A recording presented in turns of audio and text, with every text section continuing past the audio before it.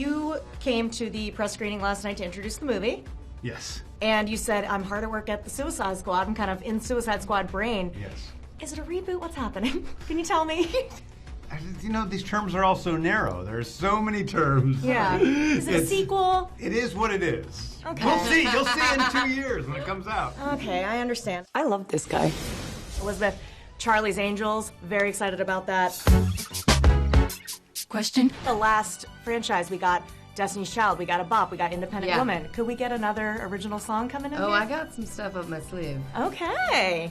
Maybe there is something wrong with Brandon.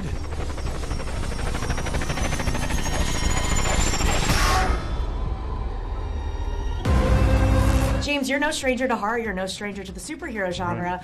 What was it for you about blending? Let's talk about blending genres here, because this was such a cool, unique concept. Yeah, I just think of it as a mashup. I think of it as taking all the things I love about superhero movies and all the things I love about horror movies and putting them together in one thing.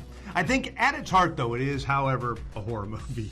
Really, you know, I mean, it's got the face of a superhero movie, but underneath it, what you really have is a horror film that owes as much to supernatural horror, you know, and maybe even more so than it does to any superhero film. First of all, I loved the mashup idea. I mean, it was very visual from the script even, and the idea of the playing with the iconography of superheroes. But mostly I felt like it was a movie, for me as Tori, about parenting. How do you parent a kid that's different, you know? And I'm a mom, I have 2 little boys, and you're constantly, you know, wondering, like, what are they going to be like when they're big? And, you know, this big back question.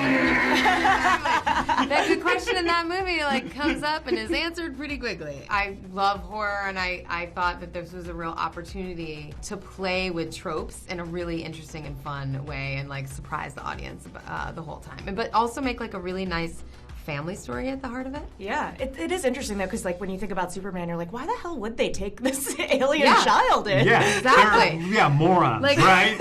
Call the FBI. Oh, here's a thing in a spaceship. Let me raise it as my own and hope it ends up great. Okay. It's gonna be great. He's gonna be good. Let's make him good. Totally. But also like myth making, right? Like we all have mythology around like our childhoods too. Like, you know, there's a whole story about when I was born, I had pneumonia, and I was, you know, baptized 5 times, and I made it through.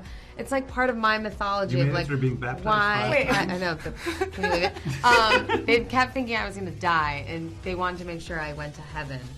We can talk about that in another. This is like a whole, But mythology in your childhood, right? Like we all have those like moments, like, you know, you see great singers, and there's always like the video, like, well, they played the piano when they were 3. Right. You know, it's like in Brightburn, it's like, well, I mean, you know, he crushed a blade when he was 7, so I guess, little girl's like, hand. you know, I guess we should have seen it coming when he like rose to greatness.